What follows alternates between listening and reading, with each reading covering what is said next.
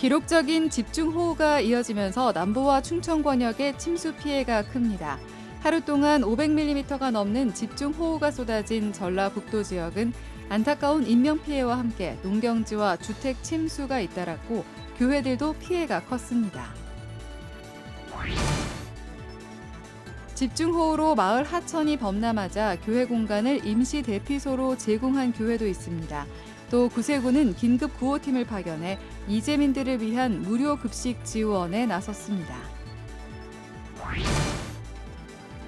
복음주의 선교운동의 현재를 진단하고 나아갈 방향을 모색하기 위한 제4차 로잔대회가 내년 9월 송도에서 개최됩니다. 한국준비위원회 측이 대회를 1년여 앞두고 기도 대성회를 여는 등 본격적인 준비에 들어갔습니다. 여러분 안녕하십니까? CBS 뉴스입니다. 폭우가 쏟아진 남부 지역에 침수 피해가 큽니다. 지난 14일 하루 동안 500mm가 넘는 집중호우가 쏟아진 전라북도 지역은 안타까운 인명피해와 함께 농경지와 주택 침수 등 각종 피해 상황이 보고되고 있습니다. 지역 교회 피해도 컸습니다. 송주열 기자의 보도입니다. 지난 14일 집중호우가 내린 전북 군산시 개정면의 한 도로. 완전히 난리네요. 강이에요, 강. 주변 논이 집중호우로 잠겨 강처럼 변해버렸습니다. 어디가 길인지 논인지 모를 지경입니다. 한 주민이 삽으로 물길을 내보려 하지만 힘겨워 보입니다. 교회 건물은 강 한복판 수상가옥처럼 보일 정도입니다. 동생 집 주변이 다 호수가 됐어. 논이 다 길이 다 사라져가지고 호수가 됐어. 세상에 여기 아스팔트 길이 없어졌어. 전북 군산에는 지난 13일부터 15일 사이 700mm가 넘는 기록적인 강우량을 기록했고 지역 평균 500mm가 넘는 폭우로 침수 피해가 속출했습니다. 상습 침수 지역인 군산시 나운동의 한 주민. 비가 오면 식료품을 옥상으로 옮기는 것이 일상이 됐습니다. 먼저 한번 다 물에 다 실려 나가갖고 휘어서나 지금 젖단지거나 항아리니 뭐니 지금 다 올려갔잖아요. 교회 피해도 심각합니다. 나운복음교회는 하수도에서 역류한 빗물이 손 쓸 틈도 없이 교회 1층 식당으로 차올라 침수 피해를 입었습니다. 모래 주머니로 막아봤지만 속수무책이었습니다. 물을 퍼내보지만 밀려 들어오는 빗물에 속만 타들어갑니다. 이거 전혀 안 되는데. 고지대에 있는 교회도 폭우에 침수 피해를 입긴 마찬가지였습니다. 군산 신풍교회는 빗물이 천장과 벽면을 타고 들어와 벽지가 벗겨지고 방송실이 침수돼 예배가 불가능해졌습니다. 얼마 안 남은 교회 창립 70주년 기념 예배도 교육관에서 드려야 할 처지입니다. 지금 전기 제품은 거의 다 지금 다 처음부터 저 벽 화면부터 TV 모니터부터 시작해서 에어컨 하다못해 신디사이저 건망까지 전부 다 그렇게 절단이 나 있으니까. 이 본당에서 예배를 보야지 예배가 제대로 진행이 되는데 지금 모든 시설이 지금 전부 다운돼 있고 하니까 이 밑에 교육실에서 보니까 모든 게 불편하죠. 산으로 둘러싸인 창조교회는 산 위에서 내려오는 빗물로 하마터면 교회가 쓸려 내려갈 뻔했습니다. 여기는 창조교회 앞뜰입니다. 여기 보시면 50cm가 넘는 고무통을 볼 수가 있는데요. 지난 14일 하루 동안 내린 비의 양을 짐작해 볼 수가 있습니다. 옆으로 가보겠습니다. 지금 여기 보시면은 이렇게 길이 나 있는데요.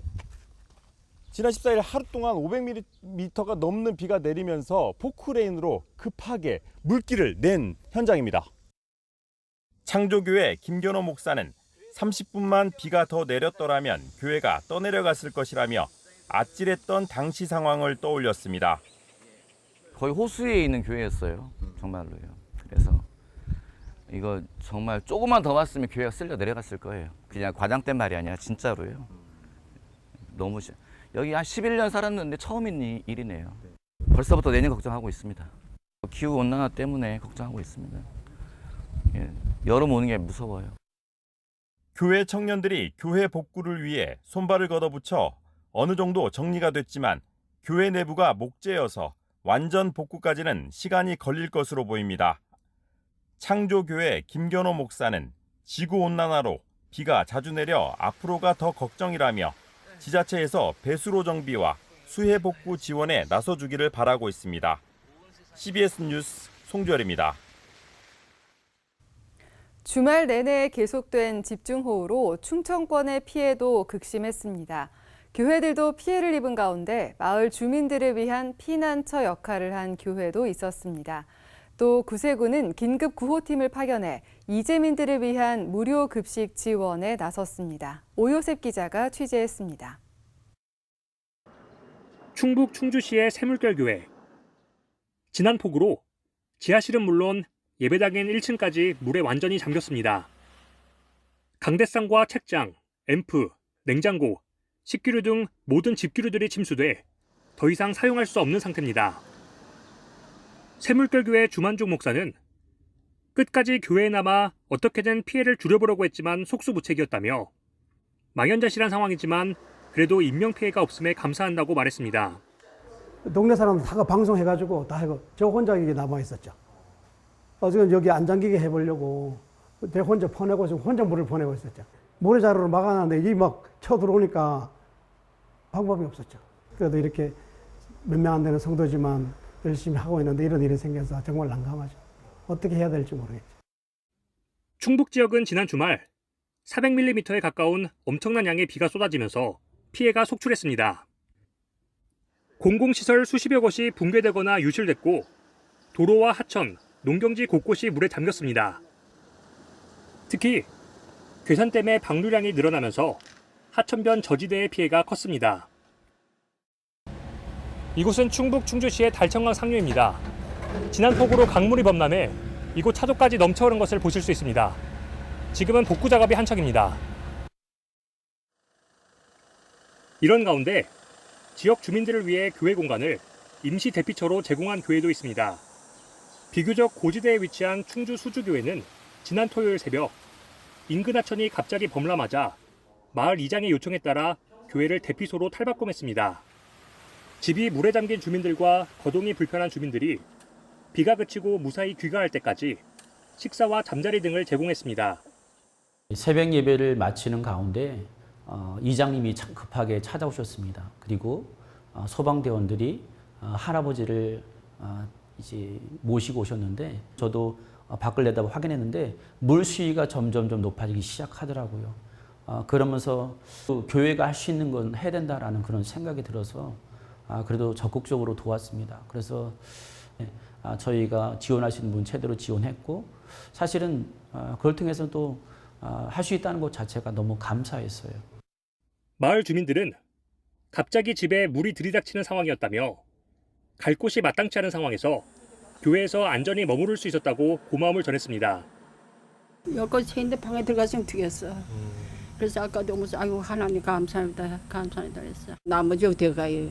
그런데 저기 교회가 더 낫지. 그래서 목사님들 집에 가 자고서는 어제도 목사님하고 같이 왔다가 갔어요. 수주교회는 앞으로도 비 소식이 있는 만큼 긴급 구호품을 구비해 놓는 등 비상 상황 발생 시 마을 주민들을 위한 피난처 역할을 하겠다고 밝혔습니다.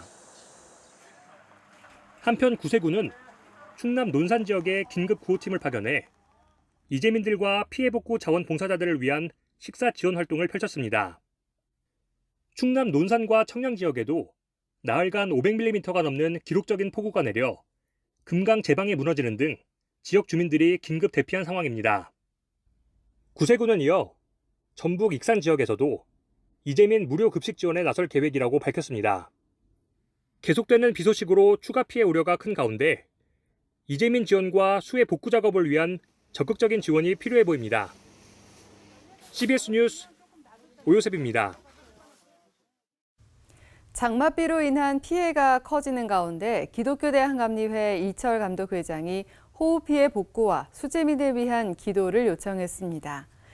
이철 감독회장은 어제 발표한 목회 서신에서 감리교회가 극한 호우로 인한 고통과 아픔에 기도와 사랑으로 동참하고 국민과 이웃, 교회를 함께 도와 사랑의 모범을 실천한다면 선교의 소중한 밑거름이 될 것이라고 밝혔습니다. 이 감독회장은 또 아직도 집중호우가 계속되는 만큼 추가 피해가 없도록 만전을 기하는 동시에 비 피해를 입은 교회와 성도들을 아는 대로 감리회 본부에 알려달라면서 교단은 피해 복구를 위해 최선의 노력을 다하겠다고 덧붙였습니다. 한편 중앙재난안전대책본부에 따르면 17일 오후 6시를 기준으로 전국의 호우 피해 사망자는 40명, 실종 9명에 이릅니다.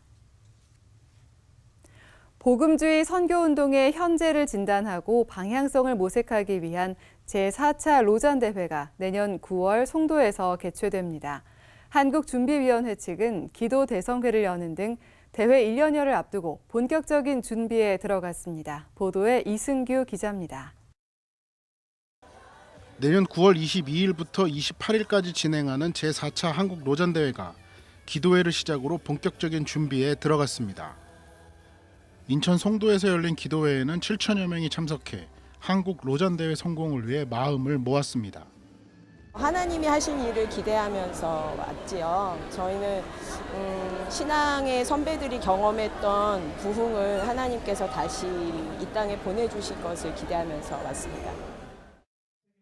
한국 로잔준비위원회는 기도대성회를 시작으로 지역별 중보기도 모임, 목회자 컨퍼런스, 프리 로잔대회 등을 전개해 대회 성공을 위해 노력할 계획입니다. 제4차 한국 로잔대회는 한국교회와 아시아교회의 협력을 보여준다는 점에서 의미가 있습니다. 1989년 아시아 지역인 필리핀 마닐라에서 제2차 로잔대회를 진행하긴 했지만 한국과 아시아교회의 역할은 미미했기 때문입니다. 이번 대회는 1974년 스위스 로잔에서 개최한 첫 대회 이후 40여 년 동안 발전한 한국교회와 아시아교회의 위상을 확인하는 자리가 될 것으로 보입니다. 장소를 거기서 했다 뿐이지 대부분 본부에서 다 준비하는 재정이나 모든 시스템을 본부에서 주도하는 대회였다면 이번 대회는 아시아와 한국 준비위원회가 현장에서 이루어지는 모든 준비를 함께 본부화하는 면에서 지금까지 대회와 차이점이 있다라고 말씀드릴 수 있습니다. 준비위원회는 교회여 다 함께 그리스도를 선포하고 나타내자를 주제로 정했습니다. 준비위원회는 또 목회자와 선교사, 전문인 등 만여 명이 참석할 계획이며 온라인 참여는 10만여 명 이상이 참여할 것으로 기대한다고 말했습니다. 준비위원장 유기성 목사는 로잔대회 50주년을 맞아 한국에서 대회를 개최하게 한 하나님의 뜻이 있을 것이라고 말했습니다. 로잔 대회를 계기로 하나님이 한국교회를 영적으로 말씀과 기도를 다시 일으키셔서 로잔 대회 이후에 한국교회가 뚜렷이 영적으로 새로워졌다. 말씀에 기반하고 기도가 불같이 일어나는 교회가 되었다. 한국 로잔대회까지 이제 1년 2개월 남았습니다. 로잔대회 준비위원회는 대회를 통해 한국교회가 거듭날 수 있도록 관심과 기도를 당부했습니다. CBS 뉴스 이승규입니다. 기독NGO 국제푸른나무와 글로벌 호프, 프로보노 국제협력재단 등이 폴란드 바르샤바에서 우크라이나 난민 청소년을 위한 여름 과학 캠프, 에듀테크 캠프를 진행하고 있습니다. 이번 과학 캠프는 가상현실, 3D 프린팅, 드론, 코딩 등 4차 산업혁명 핵심 기술들을 우크라이나 청소년들이 직접 체험해보고 다양한 꿈을 꿀 수 있도록 돕기 위해 마련됐습니다. 캠프 후엔 모든 기자재를 기증해 과학기술 체험관을 상시 운영하고 우크라이나 교육부와 협력해 방과 후 과학교실 지원 사업 등을 이어나갈 계획입니다. 국제푸른나무는 우크라이나 청소년들은 치열한 전쟁 속에서도 온라인 수업을 통해 교육을 이어가고 있다며 이들이 배움에 대한 흥미를 잃지 않고 미래의 꿈을 키워나갈 수 있도록 지속적으로 지원하겠다고 말했습니다. 새로 나온 책 시간입니다. 영성작가 헬리나 오웬이 남긴 마지막 기록물이 나왔습니다. 이 밖에 치유와 회복을 위한 책들을 최종우 기자가 소개합니다. 헬리나 오웬이 세상을 뜨기 전 마지막 한 해 동안 만남과 기도로 꽃피운 일상의 기록. 1995년 9월부터 다음해 8월까지 헨리의 내면과 주변에서 일어난 일들을 기록한 일기 형식의 글을 모았습니다. 본향을 향한 여정의 마지막 한 바퀴를 돌던 헨리의 생각과 활동을 담은 책은 하나님 앞에서 자신의 소명을 다하려던 그의 평생의 갈망과 씨름을 잘 증언해 줍니다. 보컬 트레이너와 일터 사역을 하고 있는 저자의 치유와 회복의 여정, 회복의 기간에 있었던 저자의 간증을 통해 성경의 인물들을 치유의 관점으로 재해석했습니다. 우리가 잘 알고 있는 말씀에 있는 인물들을 중심으로 하나님께서 약하게 아주 자기 스스로를 보잘것없고 가치없게 여기는 사람들을 어떻게 용사로 세우시는가에 대한 것들을 포커스를 두고 성경을 우리가 기존에 알고 있는 관점이 아닌 치유와 회복의 관점으로 새롭게 묵상해 봤습니다. 찬양 사역자로도 활동했던 저자는 또 이번 책과 관련해 가장 사역 같지 않은 예수님의 사랑을 선택할 때 나타나는 놀라운 열매를 그렸다고 말합니다. 예수님과 함께하는 치유 여정, 저자를 비롯한 육체적, 정신적, 영적 치유를 받은 사람들의 얘기를 담았습니다. 특히 이들의 얘기를 통해 우리를 치유하기 위해 상처 가운데서 기다리고 계시는 예수님을 만나게 합니다. 책은 예수님 만나기, 부서진 자신 마주하기, 상처 치유하기 세 부분으로 구성돼 치유의 3단계를 설명합니다. 종교 철학자인 허찬욱 신부의 22편의 에세이, 슬픔과 고통에 대한 성찰을 담은 책은 딱딱한 이론이 아니라 문학과 음악, 영화 얘기로 녹여냅니다. 다양한 분야의 예술 작품을 통해 슬픔을 다르게 경험하고 이해해 진정한 공감을 할 수 있도록 이끌어줍니다. 허찬욱 신부는 타인에게 위로와 공감을 주려면 타인의 슬픔이 어떤 것인지 조심스레 물어야 한다고 말합니다. CBS 뉴스 최종우입니다.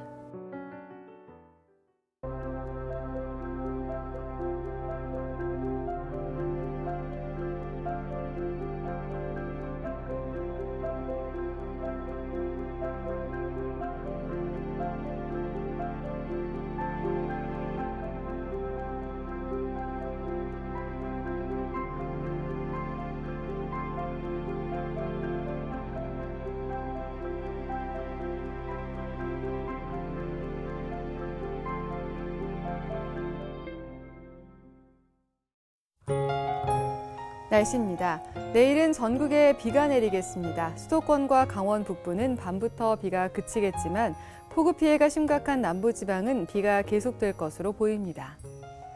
내일 아침 최저기온은 22도에서 25도, 낮 최고기온은 25도에서 29도로 예상됩니다. 이상으로 뉴스를 마칩니다. 시청해주신 여러분 고맙습니다.